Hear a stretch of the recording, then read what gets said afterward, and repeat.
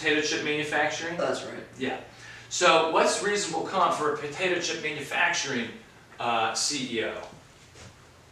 Pick a number.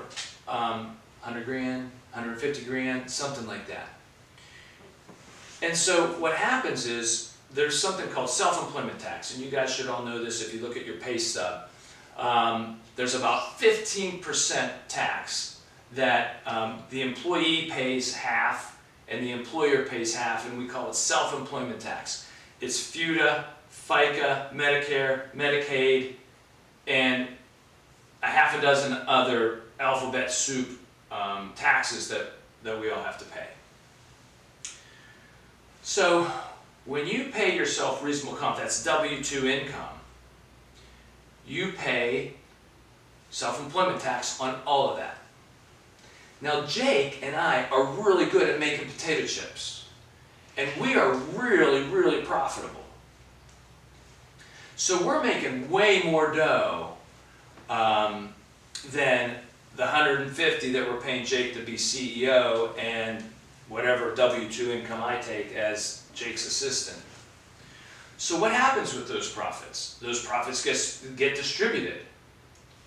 Now, remember, we're in sub-S world. They get distributed proportionate to ownership interest. But you don't pay self-employment tax on profit. So there's a huge gain there, right? Depending on how much profit we're making, 15%, say we make another 100 grand, that's $15,000 in tax that we're not paying because we're a sub-S. Does that make sense? Now, so there's the trade-off, right? You want the fluidness and the ease and the ability to share profits disproportionate to ownership interest in an LLC, then you don't get to play the reasonable comp game. Over here in LLC world, they're called distributions, not profits, distributions. And distributions are 100%, you pay self-employment tax on 100% of all distributions. So you can still have some W-2 income, but you're paying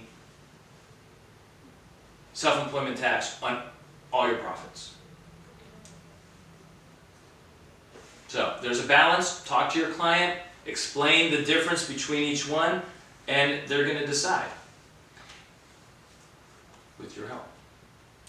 Okay, are we good on that? I think that's all I have with the differences between an LLC and a sub-S, and the factors that you have to take into account when advising a client on should I be an LLC or subchapter S. Now, the other thing that I'll tell you is this is really, whether you're a sub-S or an LLC, is a tax-driven question. All this other background I gave you is the mechanics of the corporation. The decision comes down to what we just talked about, whether you want to play the reasonable comp game or not. And I always tell the client that this is a decision for you and your accountant to make. But I will tell you guys that half of the accountants that I deal with don't understand what I just described to you. Maybe more than half. So really, you bring a lot of value add as a lawyer if you understand this and can explain it to your client. Okay, now let's talk about asset protection and piercing the corporate veil.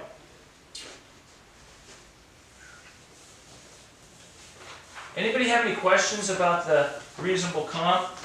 I call it a gain. It's not really a gain. It's not really nice, but everybody good on that? Natalia, did I get it right? I think so. I thought do you have to, is there a point where if you're employed with a company that you have to take a reasonable compensation? If you're an S. If you're an S? Mm-hmm. Okay. You must pay yourself reasonable Yeah, comp. that's what I was thinking. And the point about that is, I'm going to say, hey Jake, we're just starting out. Maybe the CEO of Frito-Lay makes $150,000 a year, but not us. How about 75? Right? There's some wiggle room there that you can engage in to save more money on that self-employment tax. Cool? Okay. There are 4 ways to pierce the corporate veil, right? We form corporate entities to protect our personal assets. The legislature, in their wisdom, said, hey, let's create these things called a corporation or an LLC to encourage people to be entrepreneurs and to go into business. And we're going to create this, this fiction called a corporate veil. And we're going to say that, look, when you form a corporation, any debt or if you fail, the corporation fails, anything of your personal ownership is not subject to lien or attachment by your creditors. And that is a really cool concept to encourage people to go into business. And so what happens is you're running your business, you're acquiring wealth, you take it out of the corporation, you put it over here into your personal space, and if something horrible happens to the economy or to your business or the sector that you're in, and your company fails or files bankruptcy, your personal wealth is protected. Now there are 4 ways that we can that creditors can pierce the corporate veil. All right, so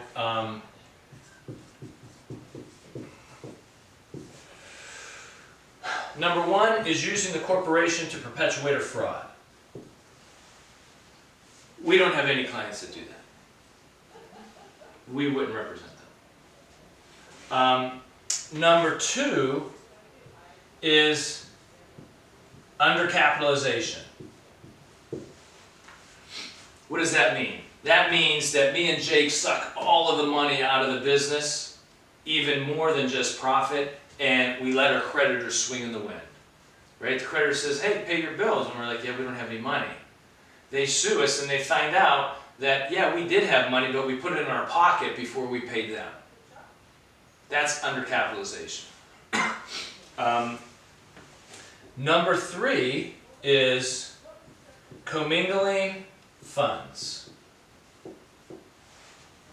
Commingling funds is where you don't keep good financial records. Now, it was a lot harder to not commingle funds before we had technology, before computers. Now with QuickBooks, it's so easy to keep your business straight. I find it really astonishing if a business owner is unable to avoid commingling funds. But what happens is people get a little fast and loose with the corporate credit card. And next thing you know, there is a bunch of 72-inch TVs all over Jake's house that he used corporate funds to pay with. That's commingling funds. So I tell clients, look, if you're going to do that, either A, you better be super careful because it's illegal, but B, if you do it, if Jake's at Best Buy and with his girlfriend and she's like, come on, we got to get this 72-inch TV, and he's like, I don't have any money on me and I don't have our personal credit card, but I just have my corporate card. Fine, buy the TV, but then that's just a distribution to you. It's either a distribution of profit or it's a distribution, it's a profit distribution to you or a distribution under the LLC world. And it's income. It would be considered income to Jake. And it goes both ways, right? If not just using corporate money to buy personal things, what if we don't have any money? We just started out. We've got to buy some potato chip making equipment, and we got to get a conveyor belt, and we need baggers, and we need employees. And let's say I just start paying that stuff out of my pocket, and we don't account for it. That's also commingling funds. So keeping adequate records of your financial activity is really important for this purpose. All right, so We don't have a lot of clients that do that, but once in a while. Does someone have a question? Yes, Mish. So you said that you could take that purchase of the TV out of distribution and report it on your income. Could you just reimburse the company from your own personal assets and make a note like in your ledger, or is that not good enough? No, that's fine. You can absolutely do that. Yeah, that's completely appropriate. I will tell you a little story. I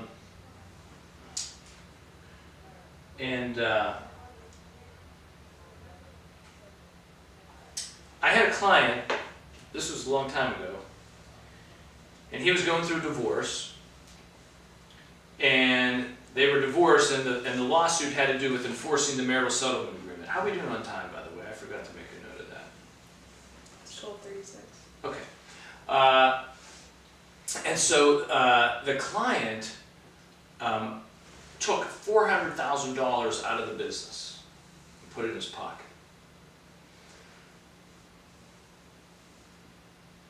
Through discovery in the civil case trying to enforce this marital settlement agreement, the lawyer representing the wife, I represented the husband, gathered all the corporate records and financial records. And this lawyer found this payment of $400,000 to my client. And he said, "What is this payment?" And my client said, "Oh, that was a loan. I borrowed that money from the company, so I'll be paying that back." She wanted some, I can't remember what exactly the issue was, but she wanted some portion of that. Well, that lawyer dug his teeth into that and said, "Okay, so if it was a loan, where's the promissory note?" And my client's like, "Yeah, I didn't have a promissory note. I just made a note in my ledger, Mish, that it was a loan." And that lawyer made a big deal about that in front of the judge and said, "Judge, I don't believe him. I don't think it was a loan. I think he's telling you that now, or telling us that now as a matter of convenience, and he never intended to pay it back. And now he's caught, and you should pierce the corporate veil and give my client a portion of that $400,000. And the judge did. He pierced the corporate veil for that reason, and gave her $200,000. Okay, $400,000 not okay. TV okay. What's that? So like the TV you can reimburse yourself. $400,000 not. No. My point is, he didn't have a promissory note, so he could have paid it back, and he'd been good, but he didn't. Okay. So your choices are to pay back the money for the TV or the $400,000, or do a promissory note, Gotcha. or it's income to you. Okay. The last one, number 4, is failure to engage in corporate governance. All right, what is corporate governance? Corporate governance is the shareholder meeting, the board of directors meeting. The legislature requires those groups to meet. Why? To engage in what I call the marketplace of ideas, so that there's debate and discourse, right? We want our shareholders to argue and talk and debate about who should be on the board. We want our board of directors to argue and debate about who should be the officers. So the requirement of a meeting is not merely perfunctory. The requirement of the meeting is so that we arrive at the best decision. I never call it the right decision, because I don't know if there is a right decision. I say the best decision for that issue.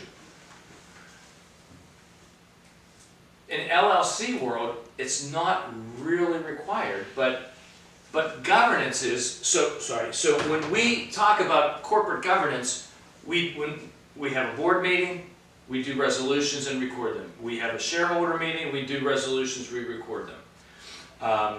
If there's ever a high-level discussion or decision, like, I don't know, filing bankruptcy, filing a lawsuit, acquiring a piece of property, bringing on a new partner, those kind of things that rise to a board-level decision, should have a resolution and should go in your minute book. I should have brought props. I should have brought a minute book for you guys. Now, here's the thing. If everybody agrees, there's nothing to talk about, right? If everybody agrees, what are we going to argue about? So what the legislature allows you to do is, or the act says, unanimous written consent in lieu of an actual meeting. And so what you do is, if all the board members agree on who should be the officers, we don't have to call a meeting pursuant to the bylaws. We just do a unanimous written consent. Everybody signs off on it. Put it in your minute book. Done. Now, why is that important? That's really important because the clients that we represent are not Google and Microsoft and IBM. No, they're small businesses like me and Jake who say, okay, we agree. Why do we have to have a meeting? Why do we have to do all that formality? Give 10 days notice like the statute requires. No, you just do a unanimous written consent. We both sign it, put it in the minute book, done. So the reason that governance is important is because the court and the legislature expect people to treat that corporation as the living, breathing thing that it is. Now, I acknowledge it's a legal fiction, but it is a living, breathing thing.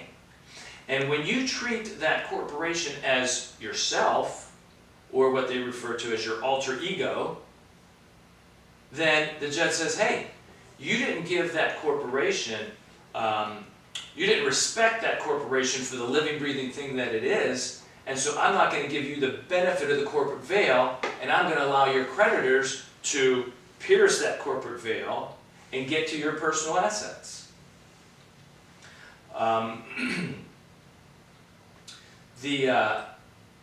So unanimous written consent in a small business setting is an excellent way of just protecting yourself. Somebody says, let me see your corporate minute book. You're like, here it is, I'm up to date. I once had a client say, Dan, what's the difference? The corporation is me and I'm the corporation. My head almost exploded because I said, no, you can't, you can't think like that, you can't talk like that. Because now you're not engaging in corporate governance. You are becoming the alter ego of the corporation, and any creditor could pierce the corporate veil and get at your house or your boat or your car or your bank accounts. Now, here's where it gets a little tricky. Under LLC world, remember I said they try to make it smoother and simpler? We don't have to have a board, we don't have to have officers. Guess what? We don't have to have annual meetings. No board, there's no board, so no board meetings. There's no requirement that the members have to meet on an annual basis. But, so what happens? What happens if somebody sues an LLC for failing to engage in corporate governance? They say, let me see your minute book. And all they have is a certificate of organization and an operating agreement. No minutes ever. Where's the record of treating this company, this LLC, as the living, breathing thing that it is? If it doesn't exist, the creditor's lawyer is going to go, hey judge, I don't think that these guys, Dan and Jake, respected the corporate veil, did not respect the LLC as a company. They treated it as their own. There's no record that they treated it like a company. They treated it like a general partnership. And so you should pierce the corporate veil and let us get at their personal assets. And Jake and I are like, no way, judge, objection. The statute doesn't require that an LLC have annual meetings of anything or anybody. And what do judges do? And you guys all know this, right? As lawyers, judges will look at other areas of the law that are similar. Even though the legislature didn't put a requirement in here, what else have they done? Well, over here in corporate world, there is a requirement that you have annual meeting minutes of some sort in your minute book.